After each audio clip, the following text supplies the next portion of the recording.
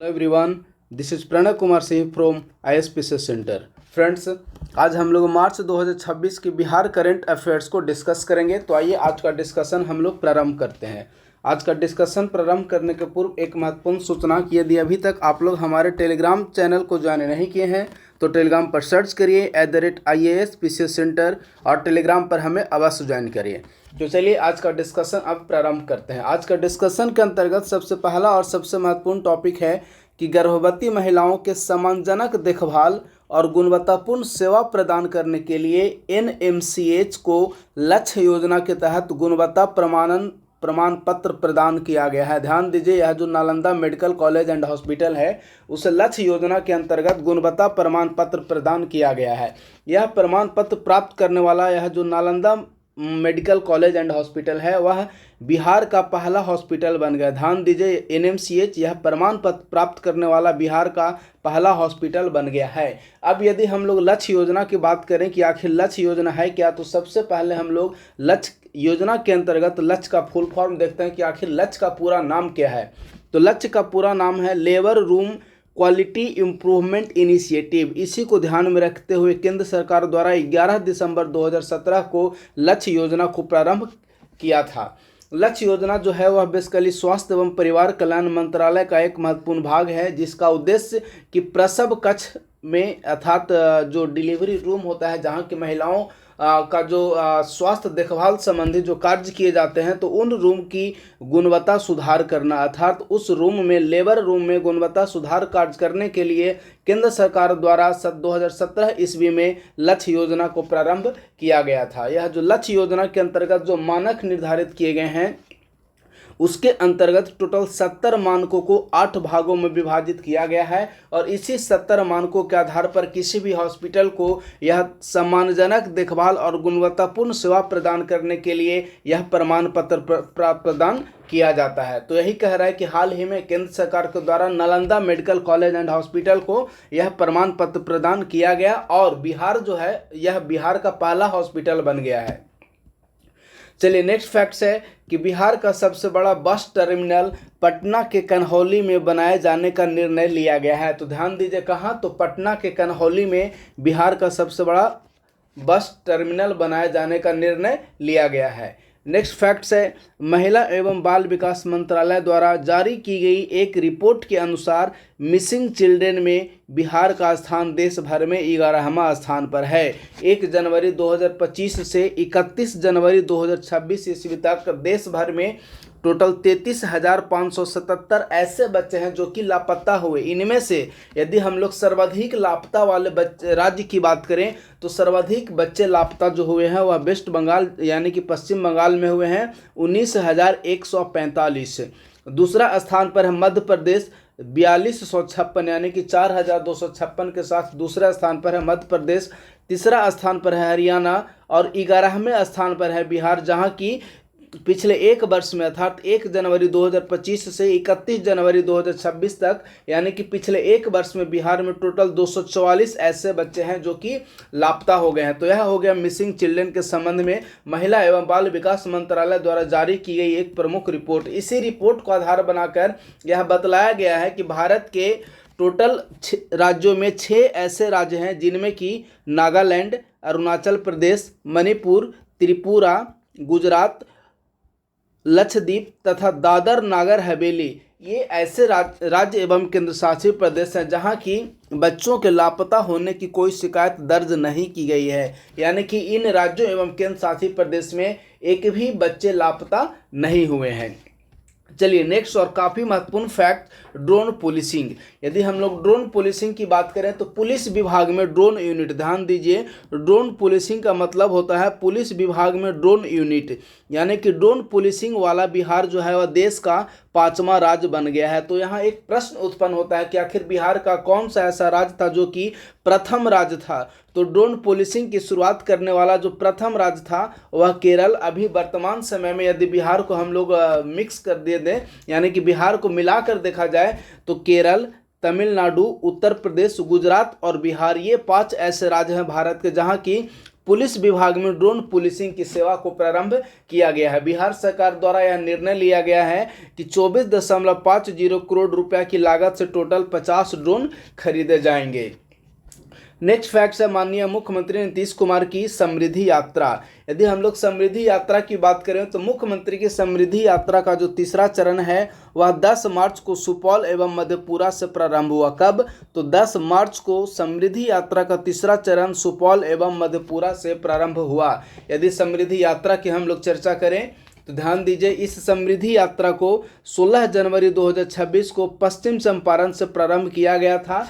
और यदि देखिए समय समय पर माननीय मुख्यमंत्री नीतीश कुमार द्वारा समय समय पर कई महत्वपूर्ण यात्राएं प्रारंभ की गई हैं। तो इनमें से यदि कुछ महत्वपूर्ण यात्रा की हम लोग चर्चा करें तो इनकी पहली जो यात्रा थी वह वर्ष 2009 ईस्वी में प्रारंभ की गई थी, जिसे विकास यात्रा के रूप में जाना जाता है। इसके बाद जो नेक्स्ट महत्वपूर्ण यात्रा है वह है सेवा यात्रा, जिसे 2011 ईस्वी में प्रारंभ किया गया। जल जीवन हरियाली यात्रा 2019 ईस्वी में प्रारंभ किया गया था। इसी प्रकार से नेक्स्ट है समाज सुधार अभियान। समाज सुधार अभियान को 22 दिसंबर 2021 को प्रारंभ किया गया। नेक्स्ट है समाधान यात्रा जो कि 2023 में प्रारंभ हुआ। और नेक्स्ट जो कि 2025 का विधानसभा चुनाव के तुरंत कुछ ही दिनों पहले प्रगति यात्रा प्रारंभ की गई थी, जिसे 2024 ईस्वी में प्रगति यात्रा का प्रारंभ किया गया, जिसका समापन वर्ष 2025 ईस्वी में हुआ। अर्थात वर्ष 2024 से 2025 के मध्य जो यात्रा चला उसका नाम दिया गया प्रगति यात्रा। और उसके बाद 16 जनवरी 2026 को माननीय मुख्यमंत्री की समृद्धि यात्रा प्रारंभ हुई। नेक्स्ट फैक्ट है बिहार दिवस 2026। तो बिहार दिवस 2026 की बात किया जाए तो देखिए, बिहार दिवस जो मनाया जाता है वह 22 से 24 मार्च 2026 के बीच बिहार दिवस का आयोजन प्रत्येक वर्ष किया जाता है। तो इस वर्ष बिहार दिवस का आयोजन किया गया 22 से 24 मार्च 2026 को। इसका यदि हम लोग थीम की बात करें तो बिहार दिवस का थीम था उन्नत बिहार उज्जवल बिहार। अर्थात बिहार दिवस 2026 का थीम निर्धारित किया गया था उन्नत बिहार और उज्जवल बिहार। 114वां स्थापना दिवस बिहार का मना 2026 ईस्वी में। यदि नोडल विश्वविद्यालय की बात करें तो नोडल विश्वविद्यालय था मगध विश्वविद्यालय जो कि बोधगया में स्थित है। वह बिहार दिवस 2026 का नोडल विश्वविद्यालय बना। और नोडल मंत्रालय जो है वह शिक्षा विभाग बिहार दिवस 2026 का नोडल मंत्रालय बना। नेक्स्ट फैक्ट है कि मुख्यमंत्री प्रतिज्ञा योजना। यदि हम लोग मुख्यमंत्री प्रतिज्ञा योजना की बात करें तो ध्यान दीजिए, युवाओं में उन्नत कौशल और बेहतर रोजगार प्रदान करने के लिए बिहार सरकार द्वारा मुख्यमंत्री प्रतिज्ञा योजना को प्रारंभ किया गया था। इसके अंतर्गत 18 से 28 वर्ग के वैसे युवाओं को शामिल किया जाता है जो कि 12वीं की परीक्षा यदि उत्तीर्ण कर लिए हैं तो उन्हें 4,000 रुपये प्रतिमाह की राशि प्रदान की जाती है उनके स्किल डेवलपमेंट के लिए। ध्यान दीजिए, स्किल डेवलपमेंट के लिए बिहार सरकार द्वारा 4,000 रुपये की राशि प्रदान की जाती है। लेकिन यदि वे 12th के साथ साथ ITI या डिप्लोमा उत्तीर्ण कर लिए हैं तो उन्हें 5,000 रुपये की राशि प्रदान की जाती है। इसी प्रकार से यदि कोई स्टूडेंट हैं वे स्नातक या स्नातकोत्तर यानी कि BA या MA उत्तीर्ण कर लिए हैं तो उन्हें 6,000 रुपये प्रति माह की राशि प्रदान की जाती है। इसके साथ साथ इसके अंतर्गत जो 2 महत्वपूर्ण सेक्शन शामिल किया गया है वह यह है कि यदि कोई बिहार का स्टूडेंट है और अपने गृह जिले से बाहर यदि वो इंटर्नशिप करते हैं तो उन्हें आगामी 3 महीनों तक 2,000 रुपये की जो राशि है वह प्रति माह प्रदान की जाएगी। लेकिन यहाँ एक प्रश्न यह उत्पन्न होता है कि हो सकता है कि कोई स्टूडेंट है वो बिहार से बाहर जाकर यदि इंटर्नशिप करें तो ऐसी स्थिति में उन स्टूडेंट को इंटर्नशिप की पूरी अवधि तक 5,000 रुपये की जो सहायता राशि है वह प्रति माह प्रदान की जाएगी। इस योजना को बेसिकली श्रम रोजगार एवं कल्याण विभाग द्वारा प्रारंभ किया गया था। यह जो मुख्यमंत्री प्रतिज्ञा योजना है इसे बिहार के श्रम रोजगार एवं कौशल विभाग द्वारा इस योजना को प्रारंभ किया गया है। चलिए नेक्स्ट सेक्शन प्रारंभ करने के पूर्व आप लोग के लिए एक महत्वपूर्ण सूचना कि ISPC सेंटर द्वारा 72 BPSC प्रारंभिक परीक्षा AEDO, Bihar SSC, Bihar SI, NTPC आदि परीक्षाओं को ध्यान में रखते हुए तेजस 2.0 नाम से करंट अफेयर्स का प्रोग्राम लॉन्च किया गया है, जिसके अंतर्गत प्रतियोगिता दर्पण का शॉर्ट नोट्स, परीक्षा मंथन, बिहार मासिक current affairs, PIB notes, economic survey एवं बजट। यह जो इकोनॉमिक सर्वे और बजट है वह केंद्र एवं बिहार दोनों सरकार को उपलब्ध करवाया जाएगा।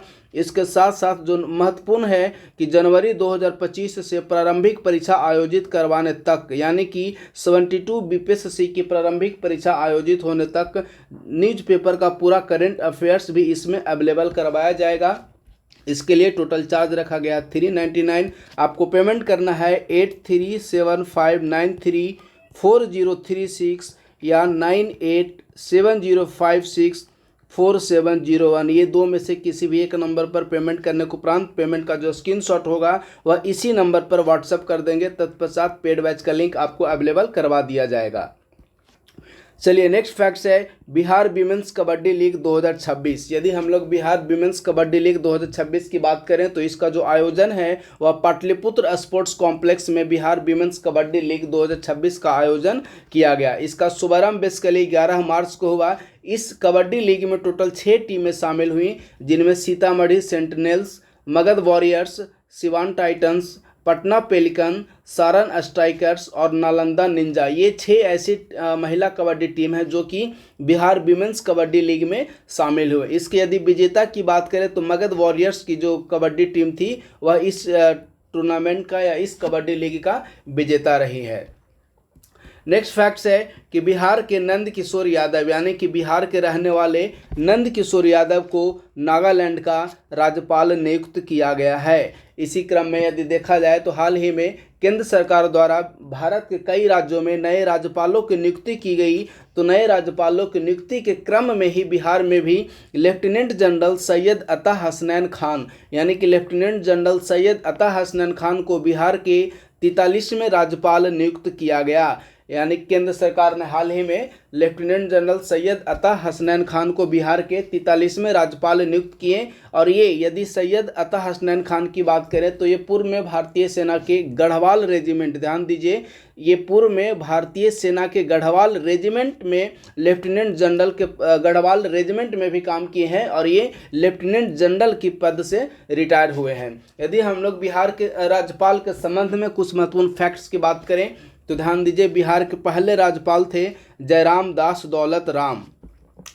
अब यहाँ एक प्रश्न यह उत्पन्न होता है कि जब बिहार का गठन किया गया 1936 ईस्वी में, यानी कि बिहार से जब उड़ीसा का अलग कर दिया गया 1935 ईस्वी में, तो उस समय बिहार के जो राज्यपाल थे उनका नाम था जेम्स डेविड शिप्टन। बिहार के राज्यपाल थे 1936 ईस्वी में जेम्स डेविड शिप्टन। लेकिन जब बंगाल से अलग करके, ध्यान दीजिए, लेकिन जब बंगाल से अलग कर बिहार का एक बिहार नामक एक नया प्रांत 1912 ईस्वी में गठन किया गया, तो उस समय यानी कि 1912 में बिहार के राज्यपाल थे चार्ल्स स्टुअर्ट बेली। 1912 में बिहार के राज्यपाल थे। इस हिसाब से यदि देखा जाए तो सपोज यदि प्रश्न पूछा जाता है कि 1912 में बिहार के राज्यपाल कौन थे या बिहार के पहले राज्यपाल कौन थे, तो इसका आंसर हो जाएगा चार्ल्स स्टुअर्ट बेली। लेकिन सपोज यदि प्रश्न पूछा जाता है कि 1935 ईस्वी में बिहार का विभाजन के बाद बिहार के राज्यपाल कौन थे, तो इसका आंसर हो जाएगा James David Shipton. Next fact है कि पहली बार जब बिहार में राष्ट्रपति शासन लागू किया गया था, यानी कि आर्टिकल 356, ध्यान दीजिए, यानी कि आर्टिकल 356 का पहली बार जब बिहार में प्रयोग किया गया था 1968 ईस्वी में, तो ऐसी स्थिति में बिहार के राज्यपाल कौन थे, तो नित्यानंद कानूनगो। यानी कि बिहार में जब पहली बार राष्ट्रपति शासन लागू किया गया था तो उस समय बिहार के राज्यपाल थे नित्यानंद कानूनगो। नेक्स्ट फैक्ट्स है जो कि काफ़ी महत्वपूर्ण है कि बिहार में अब तक 5 मुस्लिम राज्यपाल हुए हैं, जिनमें पहले बने थे जाकिर हुसैन, दूसरे जो बने हैं वह है AR किदवई, तीसरे बने थे मोहम्मद सलीम कुरैशी फारूक। यदि चौथे मुस्लिम राज्यपाल की बात करें तो ये उनका नाम था आरिफ मोहम्मद खान। और इन्हें आरिफ मोहम्मद खान की जब कार्य अवधि पूरी हुई तो उनके स्थान पर लेफ्टिनेंट जनरल सैयद अता हसनैन खान को बिहार का 5वां मुस्लिम राज्यपाल नियुक्त किया गया। लेकिन ये वर्तमान समय में बिहार के 43वें राज्यपाल बने हैं। अब इसके संबंध में देखिए एक और महत्वपूर्ण फैक्ट्स है कि बिहार में 2 ऐसे राज्यपाल हुए हैं जो कि बाद में भारत के राष्ट्रपति भी बने। उनमें पहले थे डॉक्टर जाकिर हुसैन जो कि 1962 से 67 की अवधि तक बिहार में राज्यपाल बने थे, और नेक्स्ट थे रामनाथ कोविंद जो कि 2015 से 2017 की अवधि तक बिहार के राज्यपाल थे। तो यह राज्यपाल के संबंध में सारे महत्वपूर्ण फैक्ट्स हो गया। नेक्स्ट फैक्ट्स है एग्रो बिहार मेला। तो एग्रो बिहार मेला का आयोजन 12 से 15 मार्च के मध्य पटना के गांधी मैदान में किया गया। ध्यान दीजिए, पटना के गांधी मैदान में 12 से 15 मार्च के मध्य एग्रो बिहार मेला का आयोजन किया गया। नेक्स्ट फैक्ट्स है बिहार की पहली खिलौना फैक्ट्री पटना के बिहटा में स्थापित की जाएगी। नेक्स्ट कि बिहार सरकार ने राजगीर में महिला खिलाड़ियों के कबड्डी खिलाड़ी, यानी ध्यान दीजिए, विशेषकर कबड्डी खिलाड़ियों के लिए सेंटर ऑफ एक्सेलेंस बनाने का निर्णय लिया है। तो सपोज यदि प्रश्न पूछा जाता है कि हाल ही में बिहार सरकार द्वारा महिला कबड्डी खिलाड़ियों के लिए बिहार के किस स्थान पर सेंटर ऑफ एक्सेलेंस बनाए जाने का निर्णय लिया गया है, तो इसका आंसर हो जाएगा राजगीर।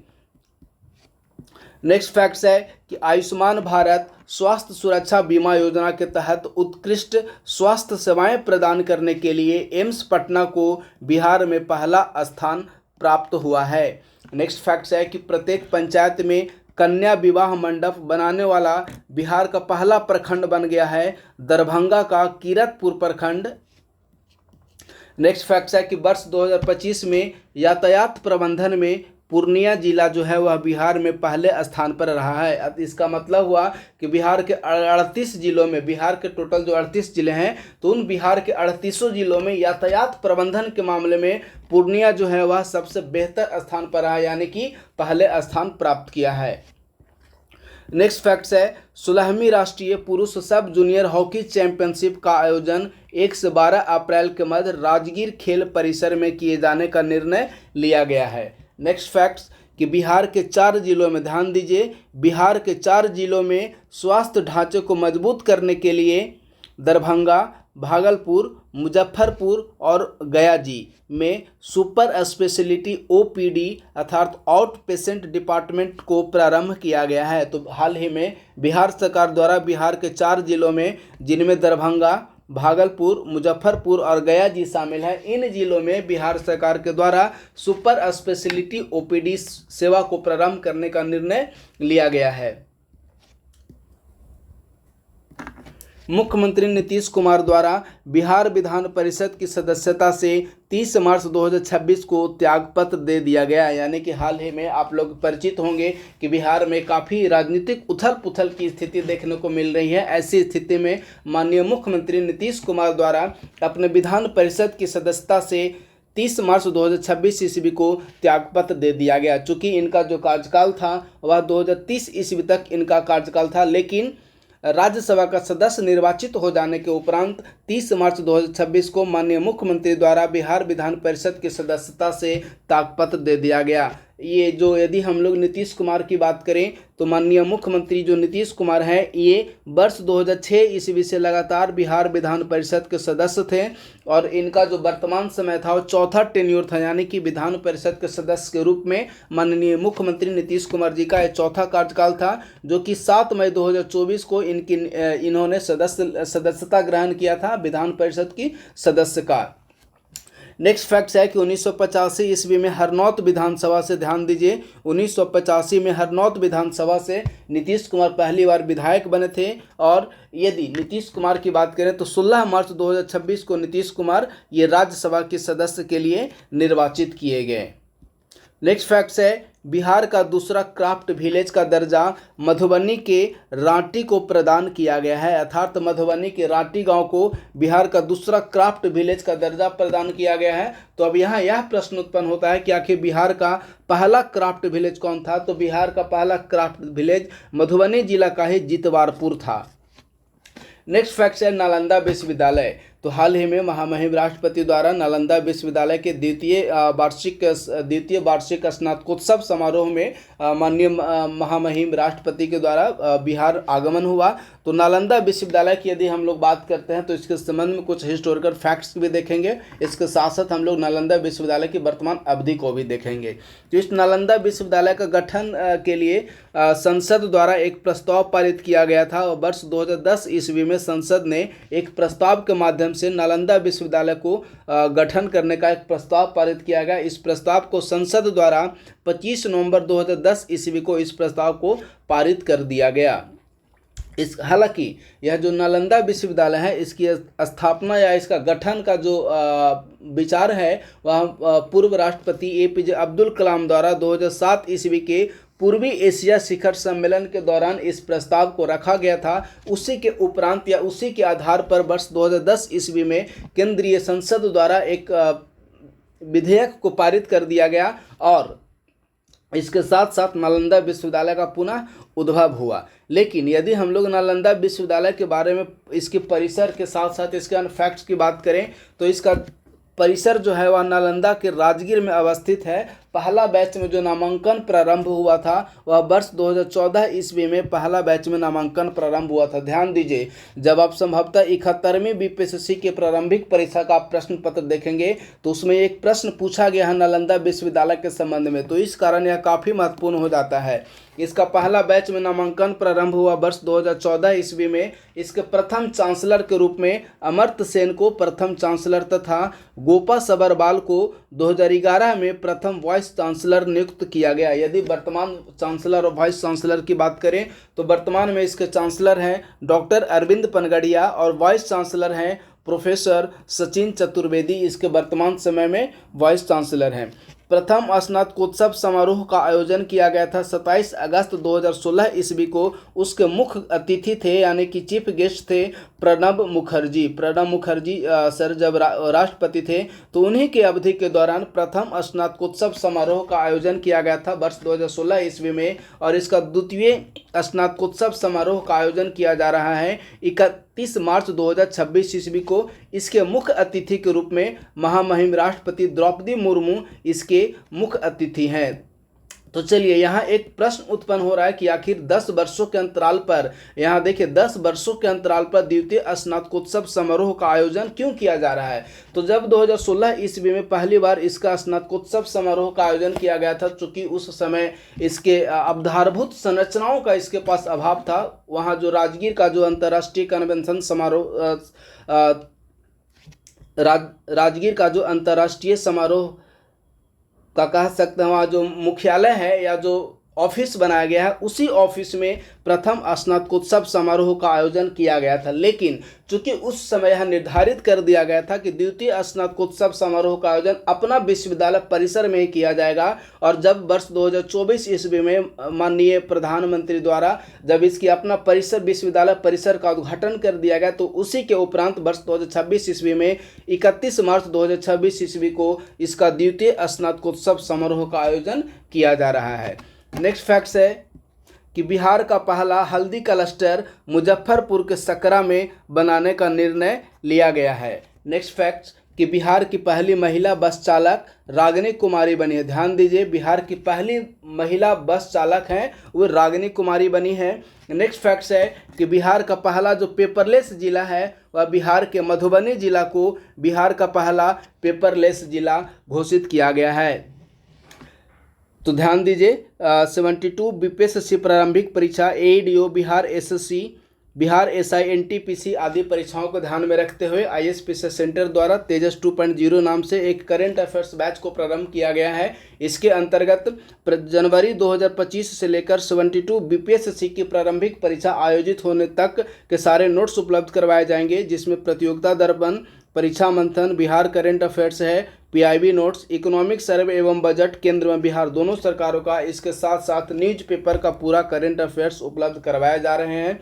इसके लिए आप लोग 8375934036 या 9870564701 ये दो में से किसी भी एक नंबर पर पेमेंट करने के उपरांत, हाँ इसके लिए टोटल चार्ज रखा गया है 399। तो पेमेंट करने के उपरांत पेमेंट का स्क्रीनशॉट आप लोग इसी नंबर पर व्हाट्सअप कर देंगे। अभी तक लगभग 1500 बच्चे इस ग्रुप में शामिल हो चुके हैं, तो आप लोग भी शीघ्र ही इस ग्रुप में शामिल होकर अपनी तैयारी को एक महत्वपूर्ण धार प्रदान करिए। तो चलिए आज का डिस्कशन हम लोग समाप्त करते हैं। बहुत बहुत धन्यवाद।